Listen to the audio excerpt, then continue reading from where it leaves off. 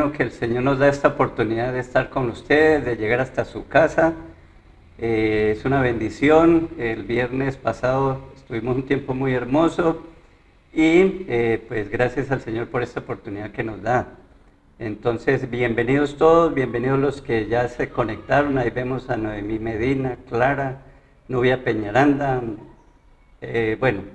Shirley, bienvenidos todos. Queremos saber si nos están viendo bien, si estamos bien presentados, si se escucha bien, cómo estamos, porque es muy importante esta parte.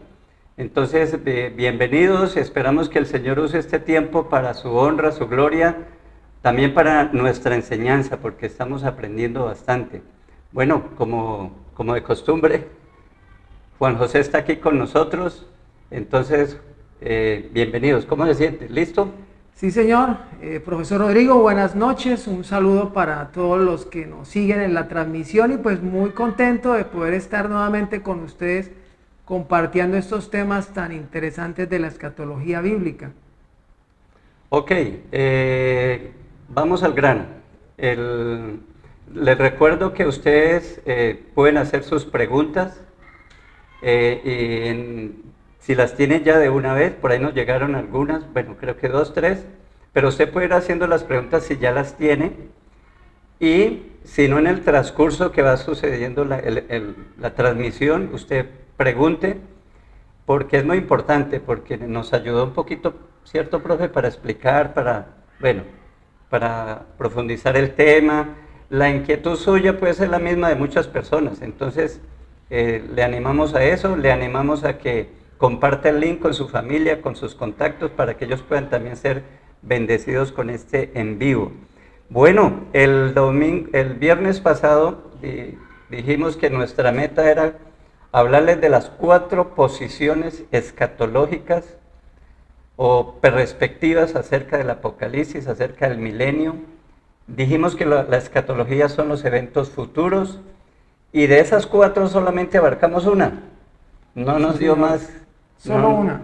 No nos dio tiempo para más, pero avanzamos bastante a mi parecer, porque es la más extensa, la más que tiene más subdivisiones, en fin, tiene más material para conocer, más detalles, pero las que nos quedan, que las vamos a sacar hoy, son más sencillas, no con eso menos importantes, pero los eventos básicamente son los mismos.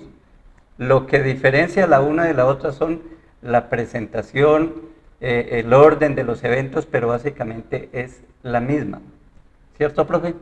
¿Estamos? Sí, profe, exactamente. Básicamente son modificaciones de la perspectiva de que ya estudiamos el viernes pasado.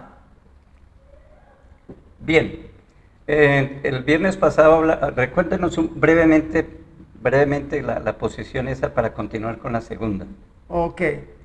Estuvimos hablando del premilenialismo dispensacional, el que es conocido por la mayoría de nosotros, el rapto de la iglesia, 7 años de tribulación, posteriormente el milenio, el reinado de Cristo sobre la tierra. Entonces aquí lo más importante de esta perspectiva es la expectativa o la esperanza que tenemos los creyentes de que seremos llevados en el rapto antes de que comience la tribulación, y es tal vez como el elemento más característico de esta perspectiva escatológica. Es una perspectiva muy agradable, ¿sí? Y muy cómoda, porque es que a quien no le gusta que el Señor lo va a librar de una tribulación, pues, ¿quién no? ¿Cierto? Entonces es muy agradable. Bueno, también se dijo que es la más reciente, ¿cierto? Vamos a comenzar ahora con una que es la clásica. Es el premilenarismo histórico o clásico. Se dice clásico porque es la más antigua, fue la creencia que se encuentra en los documentos de los primeros siglos, y por eso se considera la más clásica. El hecho de que sea la más clásica no quiere decir que es la más acertada, ¿no? Porque el hecho de que sea viejo algo no quiere decir porque hay viejos mentirosos. Entonces no podemos pensar que porque algo es moderno es bueno y que porque algo es viejo, entonces no, o sea, no necesariamente, pero el premilenarismo clásico fue la creencia de las primeras. Y este dice que estamos en el tiempo de la iglesia. Tenemos un gráfico ahí en el que nos muestra, los gráficos nos ayudan bastante para entender esto, que estamos en la era de la iglesia, que la era de la iglesia es la fase inicial de lo que es el reino de Cristo, ¿sí? Que fue profetizado en el Antiguo Testamento por los profetas y que es la parte inicial, ¿cierto? Que Él vino, Jesús habló de la cercanía del reino, Jesús habló de arrepentidos porque el reino se ha acercado a vosotros, Jesús habló del reino, las parábolas del reino, en fin. Entonces esta perspectiva dice que la iglesia es ese momento inicial en el cual se empezó el reinado de Cristo, un reinado espiritual, pero que ya después va a venir a un reinado político, administrativo, pero que empezó con Cristo, es la fase inicial, falta la parte final. Esta perspectiva dice en cierta manera que la iglesia no tiene éxito, no tendrá éxito en convertir al mundo, ¿cómo se dice? En ser fiel al llamado, a su vocación, a discipular a las naciones, porque hay otra perspectiva que dice que sí, ¿cierto? La vamos a ver ahora, Juan José nos la va a compartir, y que de esa manera como que se va a establecer un estado de cosas muy buenas aquí en la tierra por el efecto del Evangelio, pero en esta perspectiva amilenialista clásica no cree eso. Dice que también que antes del regreso de Cristo habrá un tiempo de gran tribulación en el mundo. Marcos capítulo 13, el versículo 19 nos habla un poquito de eso. Marcos 13, 19.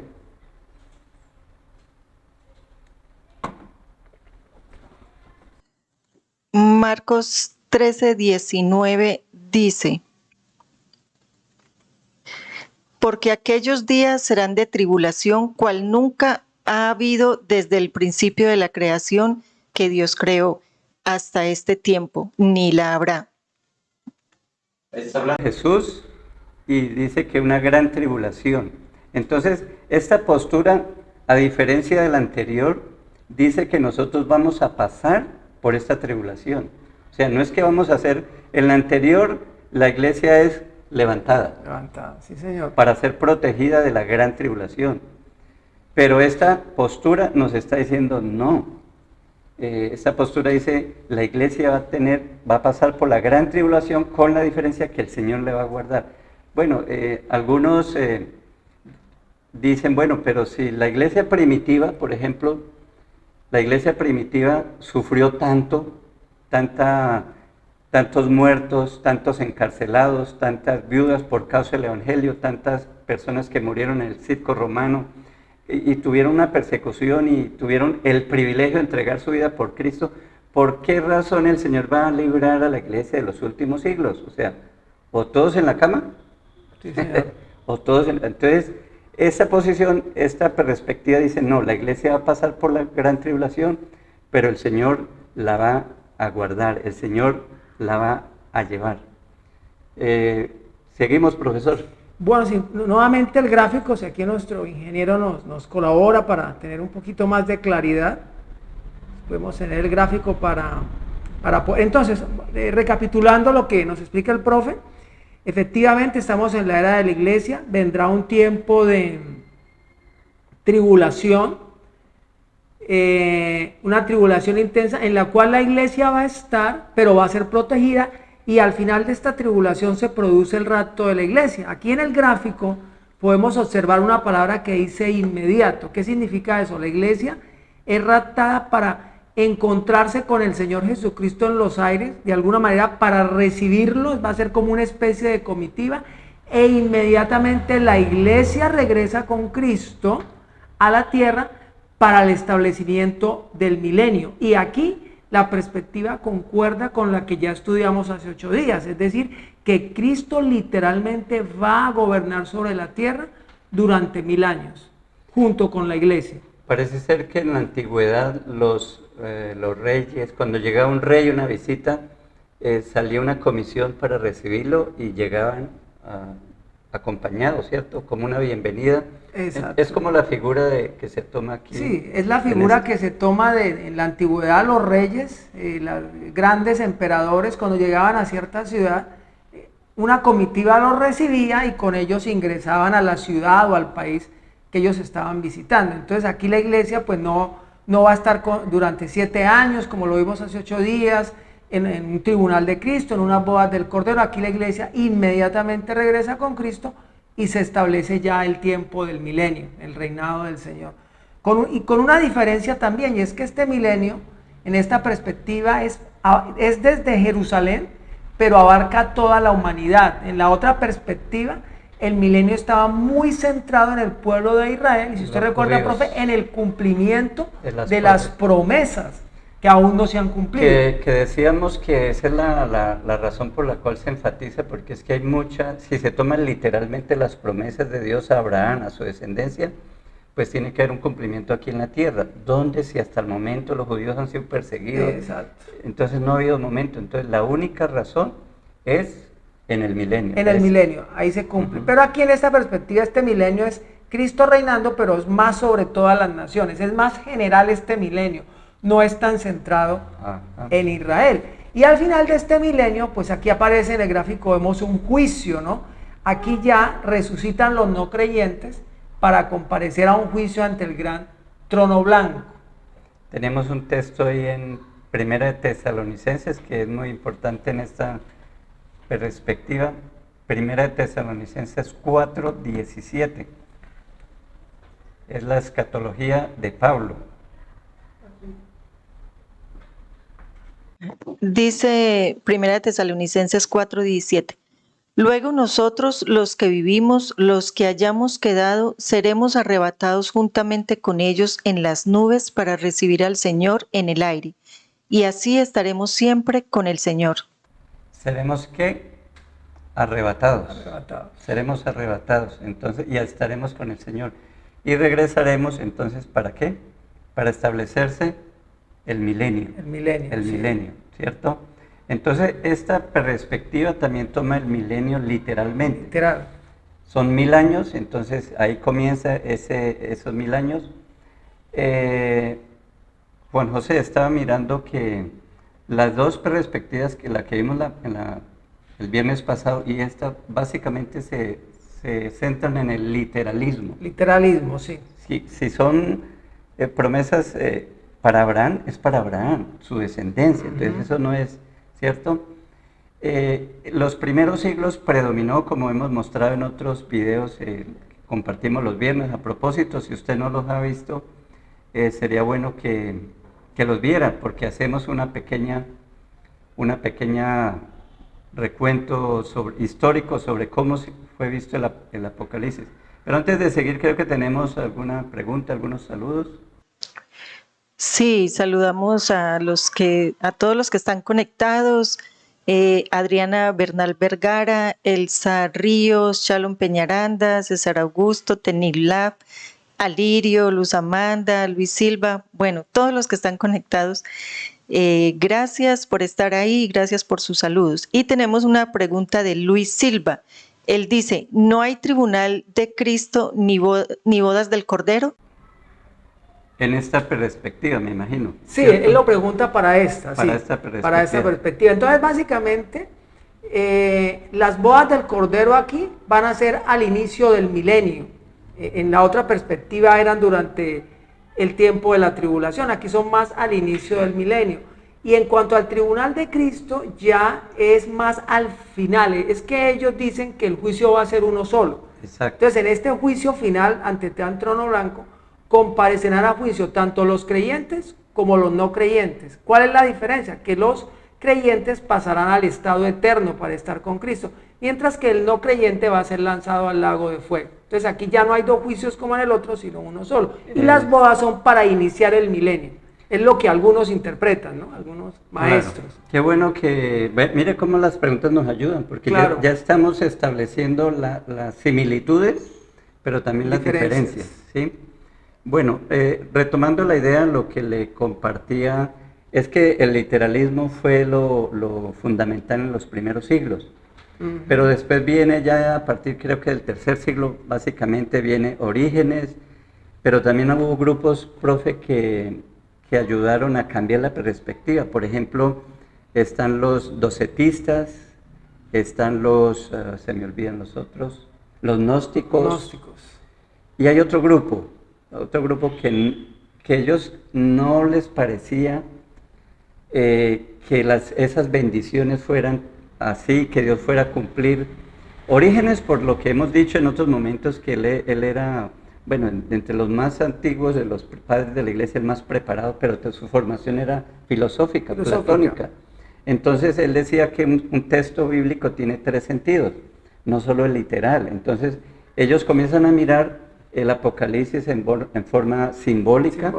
Entonces el literalismo pierde su vigencia. Entonces esto fue como un zarpazo, por así decirlo, al literalismo. Pero también estos grupos no aceptaban el hecho de que Jesús tuviese cuerpo humano.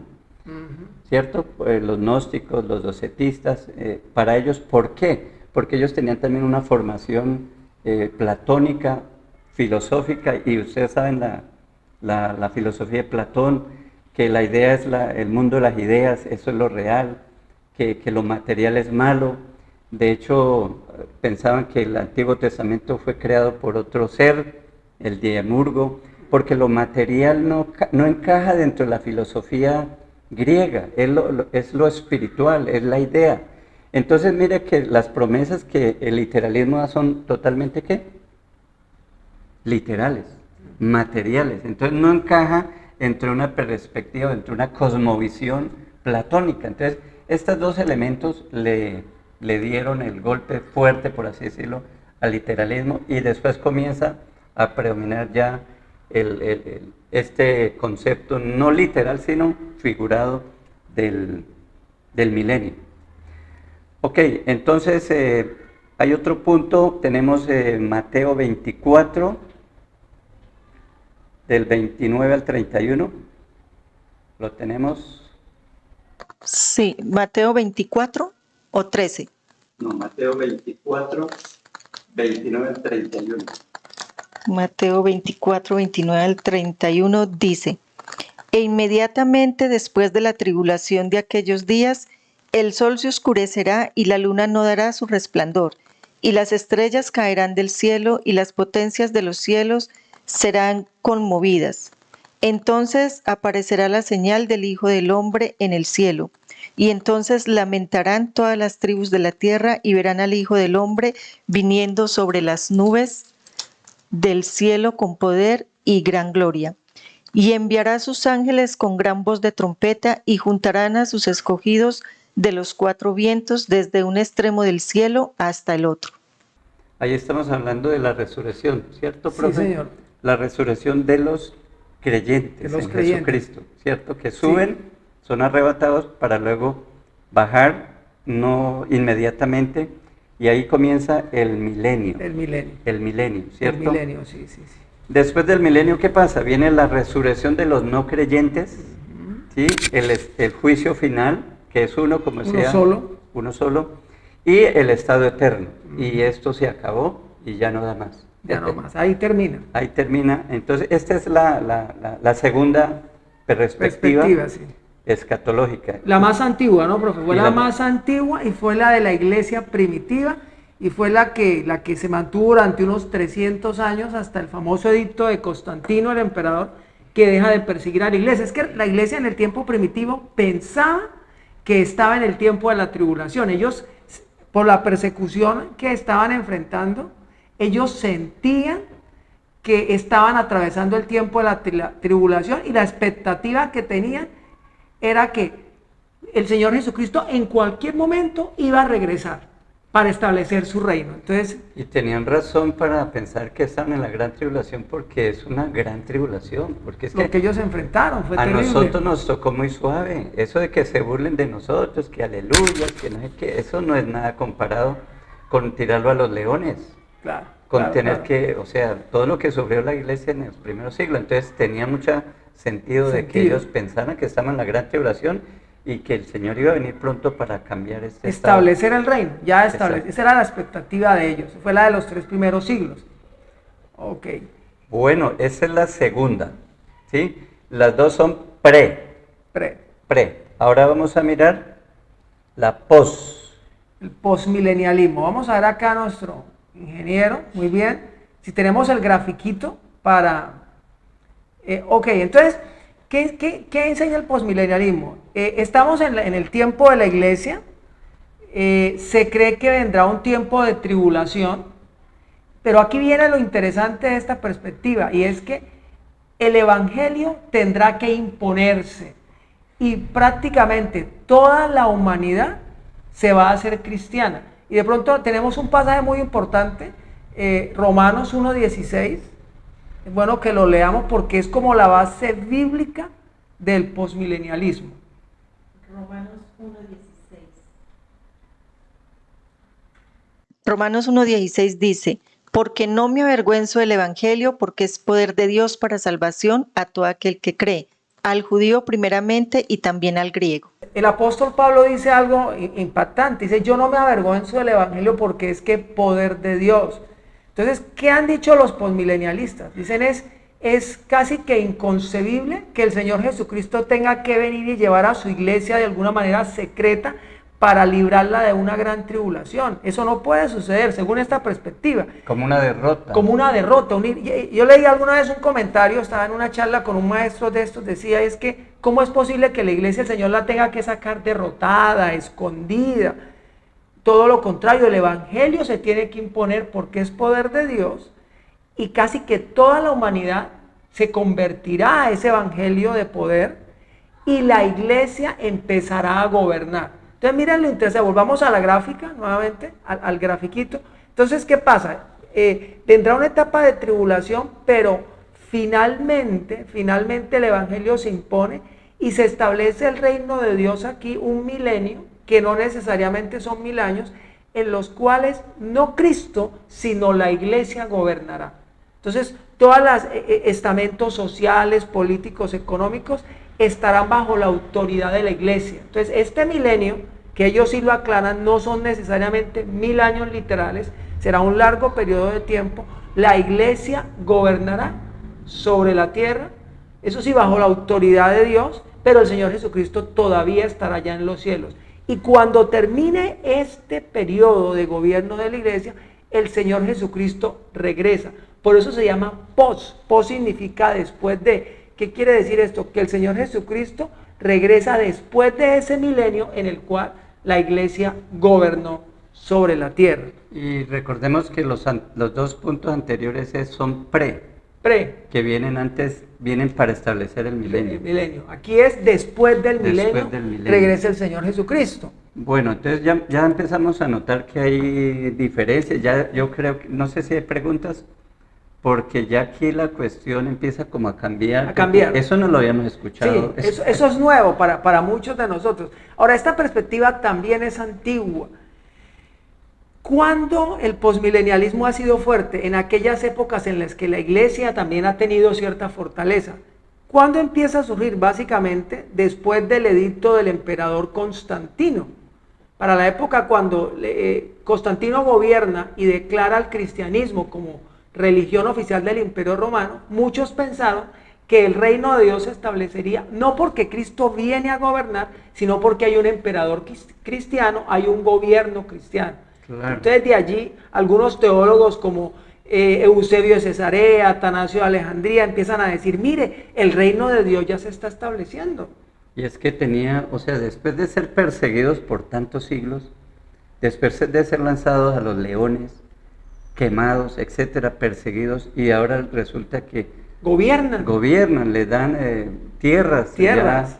Empezó un tiempo de prosperidad. Yo también pensaría que llegó. Claro. Entonces, miren qué interesante, ¿no? La iglesia está siendo perseguida y esperaban era que el Señor regresara para establecer el reino. Súbitamente aparece un emperador que favorece a la iglesia. En teoría, el Imperio Romano se hace cristiano. Entonces, ahora, ¿qué piensan ellos?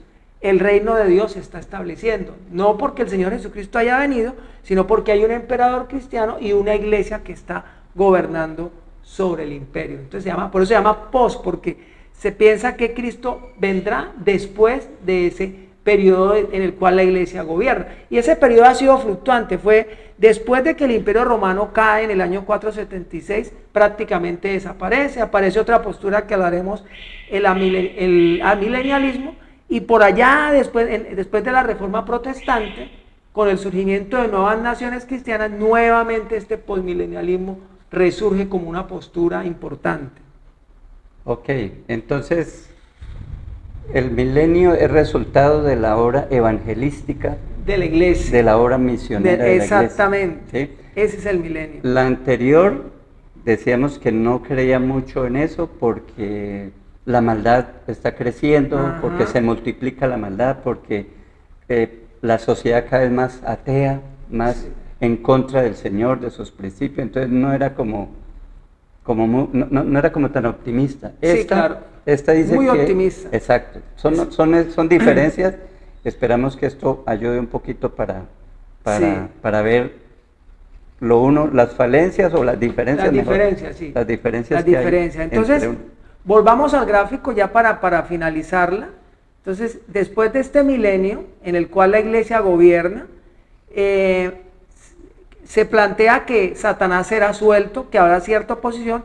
Cristo regresa inmediatamente, regresa allí. Aquí hay un rapto también para recibir a Cristo.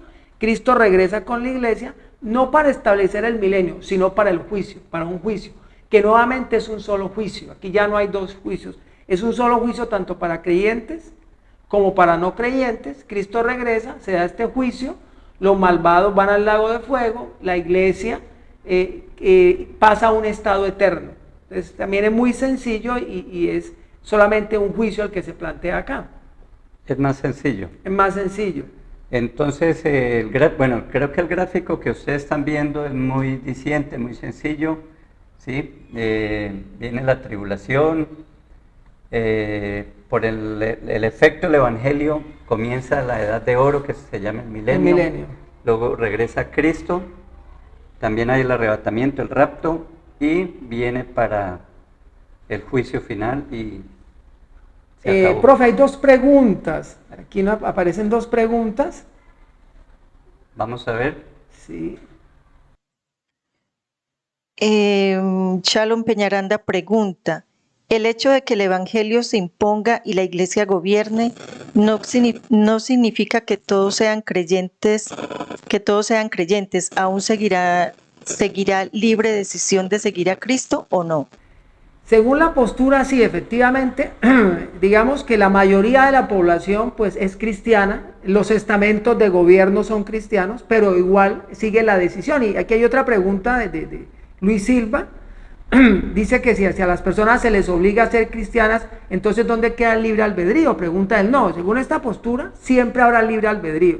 Pero lo que pasa es que el evangelio, o sea, el impacto del evangelio es tan fuerte que la gran mayoría de la población será cristiana, o por lo menos las autoridades, los gobiernos, los grandes estamentos sociales son cristianos, aunque esta postura no plantea que todos los seres humanos serán obligados a ser cristianos, y de hecho ellos también dicen que al final habrá una rebelión de Satanás, habrá cierta oposición, pero Cristo ya regresa para aplastar esa rebelión y para juzgar. Gracias por las preguntas, Luis Silva. Shalom. Ok, entonces ya llevamos tres. Tres. Hoy dos y con la que teníamos exactamente. Listo. 3. Vamos con la última. La última, el amilenialismo.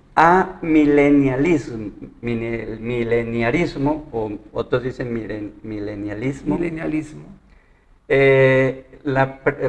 ¿Cómo se llama eso? Prefijo a es sin, ¿cierto? Exactamente.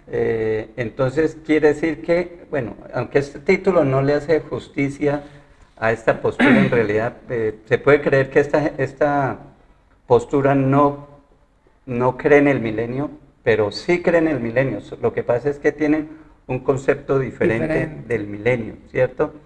Ellos, bajo una interpretación simbólica, ellos dicen que no es literal, los 1000 años, el milenio no son 1000 años, dice que es un periodo indefinido que va a ocurrir, perdón, no, me estoy confundiendo, ese es el que está ocurriendo en este momento. En este momento, estamos en un milenio, por así decirlo. Exactamente, creo que ahí con la gráfica nos ayudamos un poquito.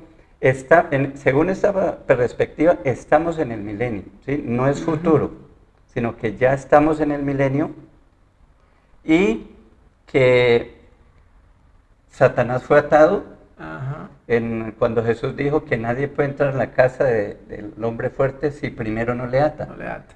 Y los milagros de Jesús, y si yo echo fuera los demonios por el poder del Espíritu, el reino de los cielos se ha acercado, o sea, entonces ellos dicen, no, pero es que Satanás fue atado ahí, y entonces ahí ya comienza el reinado de Cristo.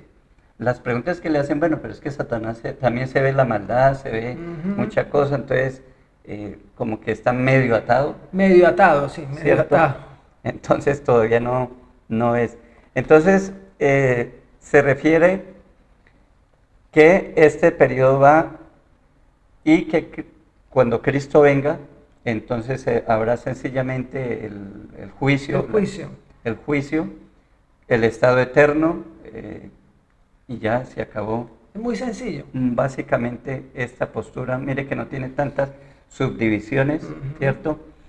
Bueno, no creo que haya necesidad de leer Apocalipsis, o podemos leer los primeros versículos de Apocalipsis 20, 21, para 6. recordar, de pronto algunos no saben, hablamos del milenio, pero ¿de dónde se está hablando del milenio? ¿Dónde se lo dice la Biblia? Apocalipsis 20, de 3 al 5. Sí, está bien. Dice, y lo arrojó al abismo y lo encerró y puso su sello sobre él para que no engañase más a las naciones, hasta que fuesen cumplidos 1000 años, y después de esto debe ser desatado por un poco de tiempo. Y vi tronos y se sentaron sobre ellos los que recibieron facultad de juzgar, y vi las almas de los decapitados por causa del testimonio de Jesús y por la palabra de Dios, los que no habían adorado a la bestia ni a su imagen, y que no recibieron la marca en sus frentes ni en sus manos, y vivieron y reinaron con Cristo 1000 años. Pero los otros muertos no volvieron a vivir hasta que se cumplieron 1000 años. Esta es la primera resurrección.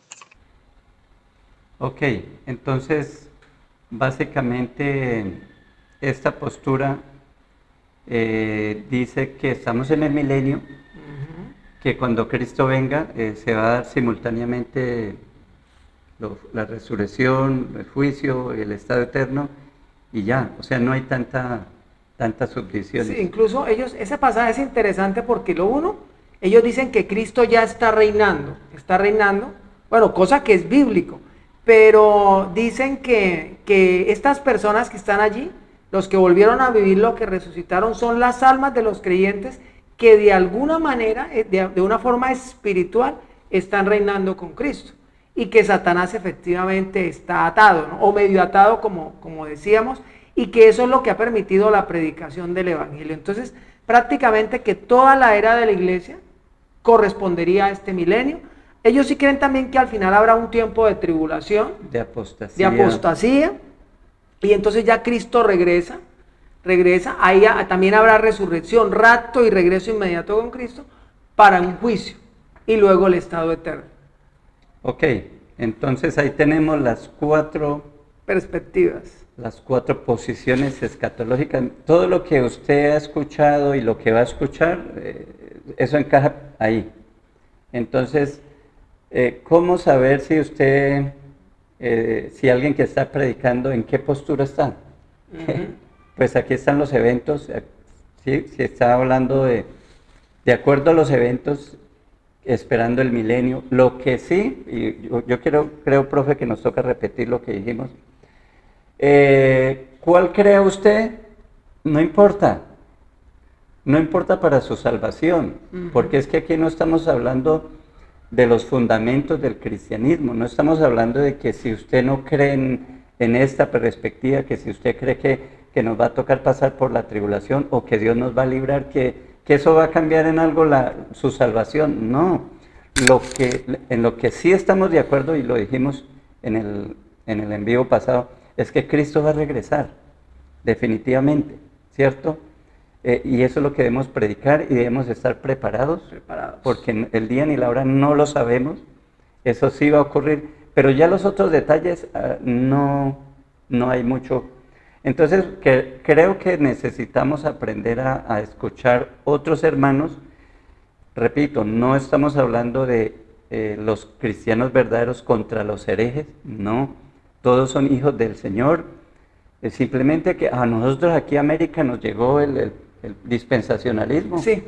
Nos llegó eso y a veces nos lo predican como si fuera lo único, pero ¿sabe, profe, que hace poco hablaba con un estudiante de hermenéutica, me decía, porque estamos hablando de la forma como se malinterpretan algunos textos, y él decía, pero ¿por qué a mí me predicaron tantos años las cosas así? ¿Y por qué? Y estaba muy molesto, y yo tuve que decirle, mire, no, respire, relájese, no hay maldad. No es que sus predicadores o sus pastores obraron con maldad. Uno da de lo que tiene, ¿cierto? Nosotros recibimos el dispensacionalismo y lo entendemos y lo manejamos y lo explicamos, pero no quiere decir que es lo único. Ahora, volvemos al punto. No importa si usted cree en la primera, en la segunda, en la tercera o en la cuarta posición, usted sigue siendo salvo porque es la obra de Cristo. Eso no va a cambiar. Entonces es muy importante que tengamos en cuenta esto. Bien, ¿tenemos preguntas? ¿No? A mí me hicieron unas preguntitas, a ver si me acuerdo porque no sé dónde las dejé. Alguien preguntaba que si Cristo estaba reinando o iba a reinar en el milenio. Esa fue una. Profe, ¿nos puede ayudar con eso mientras me acuerdo de la otra? Sí, claro, el Señor Jesucristo ya está reinando desde los cielos y de hecho Él recibió toda la autoridad, la exaltación que encontramos al inicio del libro de los Filipenses, ¿no? Dice que le fue dado toda autoridad, ¿no? Primero habla de su humillación y luego de su exaltación. Le dio un nombre que es sobre todo nombre. Pero desde la perspectiva escatológica hablamos es de cuando Él venga a reinar de manera física y visible sobre la tierra. De una manera ya real, corporal, por así decirlo. Entonces ya Él reina desde los cielos, pero lo que se plantea aquí en la escatología es que Él vendrá para reinar en este tiempo. Como un reino espiritual. Espiritual ya. Pero después vendrá un reino... Sí, sobre la tierra, más material o más administrativo, político. Más físico, más político, ¿no? Esa es una realidad, pero ya Él gobierna desde los cielos. Ok, no recordé la otra, pero creo que iba en el mismo sentido. Tenemos un cuadro, si no hay más preguntas, tenemos un cuadro vamos a mirarlas panorámicamente. ¿Las cuatro o miramos dos por dos? Tenemos los dos gráficos. Comparemos los dos primeros, los dos premilenialismos que están ahí. Entonces ahí tenemos... ¿Volvamos a este gráfico? Al mismo gráfico. Sí, el que nos tiene hace un momento. Ese mismo gráfico. El cuadrito, por favor. En este cuadro está el resumen de lo que piensa cada perspectiva frente a algunos temas. ¿Qué piensan ellos de los judíos, del rapto, de la tribulación y del milenio? Exacto. Entonces, en el premilenialismo dispensacionalista, los descendientes de Abraham, es decir, en quienes se cumplen las promesas, son exclusivamente los judíos. Y aquí se hace una clara separación entre judíos y la iglesia. Son de alguna manera dos pueblos, dos naciones, de alguna manera separadas, aunque ambas obviamente redimidas por Cristo. Mientras que en el histórico, la descendencia de Abraham corresponde a los judíos en el Antiguo Testamento, pero en el Nuevo Testamento, toda la iglesia es la descendencia de Abraham, es descendencia espiritual y por lo tanto heredera de las promesas. Y allí no hay ninguna distinción. Ahí caben judíos, gentiles, griegos, todos, hombres, mujeres, no hay distinción. No hay distinción. En cuanto al rapto, en el premilenialismo... Perdón, profe, sí, señor. Pero dijimos que vamos a mirar dos en dos. Digamos okay. Eso. En cuanto al rapto, en el dispensacionalismo, el rapto es antes de la tribulación y la iglesia es librada de la tribulación y va a estar con Cristo 7 años en el cielo. En el histórico, la iglesia va a estar en la tribulación. Va a pasar, pero va a ser librada. Es que hay una gran diferencia, ¿no? Entre que el Señor nos saca para no padecer la tribulación, o estando en medio de la tribulación, y esto enseñan los históricos, Dios va a librar a la iglesia, la va a guardar y proteger en medio de toda la tribulación que se puede estar viviendo. Usted me decía que en Apocalipsis, cuando dice que yo te guardaré, no necesariamente quiere decir Sacar. sacar. Es más, el Apocalipsis 3 es más protección en medio de realmente, alguna vez estaba en un estudio de una persona especialista en el griego y él decía, realmente el término más que sacarnos de, implica es que en medio de somos guardados. Somos guardados. Somos guardados. Entonces aquí hay esa gran diferencia, ¿no? En el dispensacionalismo es la iglesia llevada antes de la tribulación, aquí en el histórico va a estar en la tribulación. Cuando pases por el agua, por el fuego, yo estaré contigo. Exacto, es la promesa. O sea, no es que lo va a librar del fuego, sino que estaré contigo. Estaré contigo. Entonces, por eso, en cuanto a la tribulación, la iglesia en el dispensacionalismo es levantada antes de que ocurra, pero en el premilenialismo histórico, la iglesia va a estar presente en la tribulación. El milenio. El milenio, exactamente. Entonces, para el dispensacionalismo son 1000 años de reinado de Cristo literales sobre los judíos. Entonces, este milenio dispensacionalista se centra ¿en quién? En los judíos. En cambio, en el histórico es sobre toda la humanidad. Ya no hay distinción. Son 1000 años. Literales, pero sobre toda la humanidad. En ese sentido son 1000 años, son literales. Literal, en ambos. Lo que cambia entonces, el uno se enfatiza sobre los judíos, la promesa literal, los descendientes de Abraham, pero acá en esta del histórico es sobre la humanidad como tal. Sí. Pero ese reino va a ser ejercido, su sede administrativa va a ser Jerusalén. Eso sí, en eso concuerdan, ¿no? Okay. Concuerdan. Creo que más o menos esto ayuda un poquito. Sí, exactamente. Miramos las otras dos. Ok, entonces tenemos amilenialismo y postmilenialismo. En cuanto a quién es la descendencia de Abraham, coincide con el premilenialismo histórico. Igual. Dios trata con los judíos en el Antiguo Testamento y en el Nuevo Testamento ya no hay diferencia. La iglesia los reúne a todos por igual. El rapto en estas dos perspectivas siguientes será después de la tribulación. Es decir, la iglesia va a estar presente en la tribulación, pero va a ser librada, va a ser guardada, va a ser protegida. Y aquí sí hay una gran diferencia en cuanto al milenio. El amilenialismo dice que es un periodo indefinido y corresponde al tiempo de la iglesia en el cual Cristo está reinando desde el cielo. Mientras que en el postmilenialismo ellos sí creen en una era futura. El milenio es una era futura. Son más positivos. Más positivo, en el cual la iglesia va a gobernar. La iglesia va a permear la sociedad. Exactamente. Los valores del reino se van a extender. Los empresarios van a ser justos, los empleados buenos trabajadores. Vamos a tener una sociedad justa, buena, no habrá toda esta corrupción política, no habrá tanta violencia, todas estas cosas que hoy en día tenemos que enfrentar, pero aquí la gran diferencia es que es la iglesia. Ese sí es el cambio. Ese sí sería el famoso cambio, el gobierno del cambio. Lo que todos quisieran. Mientras que, por ejemplo, en el premilenialismo no es la iglesia como tal, sino Cristo quien gobierna. Obviamente la iglesia participa del gobierno, pero es Cristo quien está en la cabeza del gobierno. Ok, entonces, a manera de resumen, ya apagando motores, ¿qué podemos decir? Por acá hay una pregunta. ¿Hay preguntas? Sí, hay una pregunta. ¿Qué pasa con mi secretaria hoy? Tenilat Santander. ¿Qué dice? Esa es Milena. Gerardo, saludo. Dice, si hay 4 posturas y todas basadas en la Biblia, ¿cuál es la más acertada? La pregunta clásica, ¿no?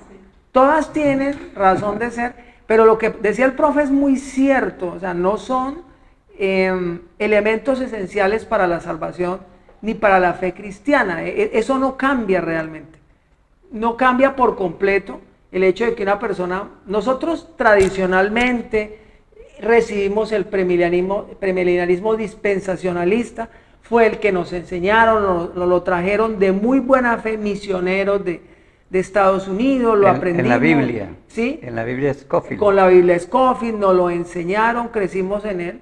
Y pues tiene algo positivo, es que pues nos invita siempre a estar preparados, porque no sabemos el momento del rato, entonces tiene esa expectativa. A mí me gusta en el sentido que uno puede mirar la Biblia panorámicamente. Panorámicamente, y las dispensaciones, ¿no? Exacto, sí. Pero Es didáctico, sí. ¿no? Los otros también, pues lo que ya decíamos en la sesión anterior, tienen un grado de verdad. Quienes los han desarrollado son teólogos serios, son cristianos convencidos de la inerrancia de la palabra de Dios, no son herejes. Entonces estas son cosas que si el rapto fuese antes de la tribulación o después de la tribulación, el mensaje sigue siendo el mismo que nos dio el Señor Jesucristo. Recuerden la parábola de las vírgenes, las insensatas y las prudentes. Estar preparado, estar siempre preparado. Ahora, cosas como la persecución, gracias a Dios en estos tiempos, en países como los nuestros, pues no hay tanta persecución. Pero la persecución, y usted lo mencionaba, profe, fue la constante de la iglesia en sus primeros siglos. Claro. Eso fue lo que la iglesia en la Edad Media, después de la Reforma Protestante, siempre ha habido persecución. Y en países como los del mundo musulmán y muchos otros, ahorita hay mucha persecución, hay mucha persecución. O sea, la persecución nunca nos ha dejado a la iglesia, al cristianismo. Ha sido la constante. Entonces, O sea, casi que lo normal es que seamos claro, perseguidos. Hoy en día, gracias a Dios, tenemos un tiempo de libertad en nuestros países, en América Latina, pero lo común ha sido la persecución. Y fue lo que los primeros creyentes tuvieron que enfrentar, y muchos de ellos dieron su vida por causa del Evangelio. Entonces, realmente, ¿cuál postura es más importante? Todas tienen su grado de verdad. Y el mensaje es común para todas, pues estemos preparados. claro. Estemos preparados siempre. Profe, hay algo interesante cuando Jesús habla en Mateo capítulo 24 y 25, que es el mensaje escatológico, donde se habla de la venida, del rapto, etcétera. Y ahí hay parábolas como las 10 vírgenes, Ajá. parábolas como el siervo fiel y prudente, parábolas como la de los talentos. La de los talentos. No me acuerdo si hay otra. Pero esas tres parábolas, todas tienen que ver con, dice que ojalá cuando su Señor venga le haya haciendo así, dando la ración a su tiempo, sí, atendiendo la casa, atendiendo lo que el Señor puso en nuestras manos. Los discípulos le preguntaron, Señor, dinos cuándo serán estas cosas, ¿qué señala la hora de tu venida? ¿Cierto? Y Jesús comienza a explicarle, pero entre su explicación hay esas tres parábolas que invitan a primero estar preparado. ¿Pero qué es estar preparado según eso? Es hacer lo que el Señor nos mandó a hacer. Sí, claro. Es cumplir la gran comisión, es vivir en obediencia, en santidad, es hacer la obra del Señor. O sea, los discípulos estaban diciendo, Señor, ¿qué señal y qué debo hacer y cómo? ¿Cierto? Para tener, y Jesús les dijo, no, mire, preocúpense por hacer lo que deben hacer. Lo que deben hacer, sí. Eso es, entonces ese es el mensaje. Entonces, no importa cambiarse de posición, sino seguir siendo fiel al Señor, haciendo la obra del Señor. Que el Señor nos encuentre haciendo su obra, no discutiendo asuntos teológicos que no son básicos, sí, fundamentales. No cambian nada, no son esenciales, ¿no? Bueno, creo que podemos, ya apagamos los motores, ¿no? Sí, señor. Entonces muchos... Por acá nos dice alguien, yo prefiero en la que nos libra, nos dice Chalón, desde Estados Unidos, yo claro, prefiero en la que nos libra de la tribulación. Claro, es la esperanza. Muy cómodo. Es cómodo, pero lo importante sí, y aquí ya lo recalca también, es estar preparados, no asumir la actitud del siervo insensato, ¿no? Dice, mi Señor tarda en venir. Ajá. Entonces empieza a despilfarrar, a hacer una cantidad de cosas, de siempre estar preparados. Preparados. Mientras desarrollamos, profe, lo que Dios nos ha encomendado, porque recuerde también la de los talentos, ¿no? A cada uno le fue entregado un talento y dice que recibió conforme a su capacidad. Entonces, mientras estamos en esta vida, pues, desarrollemos lo que Dios nos ha dado, desarrollemos los talentos, desarrollemos nuestros proyectos de vida, familiares, personales, laborales, empresariales, ministeriales, pero siempre teniendo presente que en cualquier momento nuestro Señor podría venir. Llegó Sandra Gómez a gozarnos, dice que más preparados que un yogur. Bueno, sí, señor. Me debe el yogur. Bueno, algunos anuncios parroquiales. Si usted quiere profundizar, aquí hemos dado un brochacito porque El tiempo. el tiempo no lo merita y bueno, algo de lo que yo he querido hacer, profe, es como traer la academia a las redes A sociales. las redes sociales. Porque no todos van a un seminario, no todos van a un Ajá. instituto, tristemente. Tristemente. ¿Sí? Bueno, entonces más o menos como darles unas pequeñas píldoras, eso es lo que hago con el canal. Y animarles a que si usted quiere profundizar esto y muchos otros temas teológicos, bíblicos, para fortalecer su fe, para saber dar razón de su fe, tenemos el Instituto Bíblico, el Seminario Bíblico. El Seminario Bíblico aquí en Bucaramanga está disponible. Él es un profesor del seminario, yo también enseño hermenéutica, él enseña casi todas las materias. Esta, la escatología, ¿no, profe? Esa es Sí, como de las que más me gusta. Y allí en el seminario, pues, en el seminario sí, pues, tenemos más tiempo para estudiarlas, las diferentes posturas, debatirlas, analizarlas, contrarrestarlas, entonces... Porque es que la escatología es muy profunda. Sí, claro. O sea, nosotros hemos tocado algunas cosas solo con respecto a la venida del Señor y el milenio, pero es una cantidad de temas. Entonces quiero animarles a que se contacten y puedan estudiar. Por este año se está trabajando virtual. Sí, el próximo año la directora quiere ponerlo mixto, virtual y presencial. ¿No? Dual, sí, ¿no? Sí. Las dos modalidades simultáneas. Simultáneamente, entonces animarles a eso. También si usted no ha visto los videos anteriores, le animamos a que los vea. Si usted no se ha suscrito a nuestro canal, este sería el momento para suscribirse, tocar la campanita, para que siempre que subamos algún video, YouTube le informe y usted pueda beneficiarse. Y si a usted le bendice, pues bendiga. El lema nuestro es bendecidos para bendecir. Y una última cosa, me gustaría escuchar algunas sugerencias para temas que podamos tratar más adelante, ya sea en un en vivo o ya sea en un estudio bíblico. Ya no me da miedo. Ya perdimos el miedo, ya estamos acá en directo y ya. Ya si se nos viene la gran tribulación. Estamos preparados. No. Dijo Sandra, más preparados que un yogur. Sí. Mire, es que antes, cuando en las iglesias que yo pastoreaba, yo pasaba unas hojitas diciendo, escriba qué temas les gustaría, y salían esos temas apocalípticos, y yo decía, no, esto no. Pero ya ahora sí no, ya más o menos estoy como entendiendo y creo que preparado.